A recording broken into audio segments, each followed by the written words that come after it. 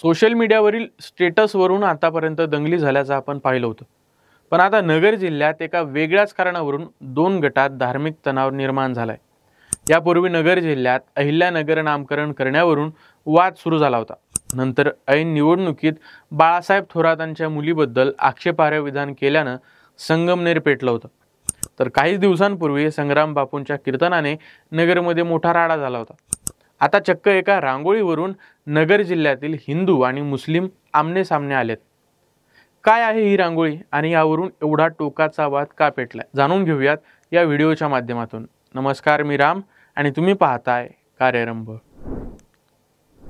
अहिल्यानगर संभाजीनगर रोडवरील कोटला गावाच्या माळीवाडा भागात 28 सप्टेंबर 2025च्या सकाळी एका अज्ञात व्यक्तीने दुर्गा माता दौड दरम्यान रस्त्यावर मुस्लिम धर्मगुरू पैगंबर मुहम्मद यांचं नाव आय लव्ह मुहम्मद असं रांगोळीने काढलं होतं. हे मुस्लिम समाजाला अपमानास्पद आणि धार्मिक भावना दुखावणारं वाटलं. अहिल्यानगर सारख्या शहरी आणि संवेदनशील भागात अशा कृत्यांचा परिणाम तात्काळ आणि तीव्र होतो. विशेष करून गेल्या काही महिन्यात धार्मिक ध्रुवीकरण टोकाला पोहोचल्यापासून तर जास्तच होतंय. नंतर ही बातमी सोशल मीडियाद्वारे वाऱ्यासारखी पसरली. सकाळपासूनच स्थानिक मुस्लिम समाजातील तरुण आणि नेते यांनी निषेध व्यक्त करण्यास सुरुवात केली. 29 सप्टेंबरच्या सकाळी कोटला परिसरात शेकडो लोकांचा जमा झाला. त्यांनी आय लव्ह मुहम्मद असे लिहिलेले रस्त्यावरील मजकूर पुसण्याची मागणी केली. त्यासाठी त्यांनी अहिल्यानगर संभाजीनगर महामार्गावर रास्ता रोको आंदोलन सुरू केलं. या आंदोलनामुळे शहरातील वाहतूक ठप्प झाली आणि काही तासांसाठी गोंधळाचं वातावरण निर्माण झालं. पोलिसांना माहिती मिळताच कोतवाली पोलीस ठाण्याच्या हद्दीत मोठा फौज फाटा तैनात करण्यात आला. पोलीस अधीक्षक सोमनाथ गारगे स्वतः रस्त्यावर उतरले. सुमारे 100हून अधिक पोलीस, वरिष्ठ अधिकारी आणि दंगल नियंत्रण पथक घटनास्थळी दाखल झालं. पोलिसांनी आंदोलकांशी चर्चा करून परिस्थिती शांत करण्याचा प्रयत्न केला, पण जमाव शांत होण्यास तयार नव्हता. काही आंदोलकांनी संतापात दगडफेक सुरू केली, ज्यामुळे परिस्थिती आणखीन चिघळली. दुपारी 12:30च्या सुमारास पोलिसांना लाठीचार्ज करावा लागला. या लाठीचार्जमध्ये काही आंदोलक किरकोळ जखमी झालेत. लाठीचार्ज नंतर जमाव विखुरला आणि काही तासात वाहतूक सुरळीत झाली.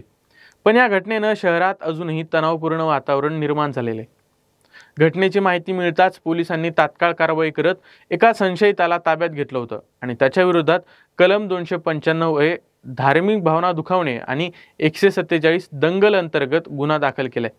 अहिल्यानगरचे पोलीस आयुक्त आणि जिल्हाधिकारी यांनी घटनास्थळाची पाहणी केली आणि सर्व समाजांना शांततेचं आवाहन केलं. या घटनेनंतर हिंदुत्ववादी आमदार म्हणून ओळखल्या जाणारे संग्राम जगताप यांनी सुद्धा आक्रमक भूमिका घेतली.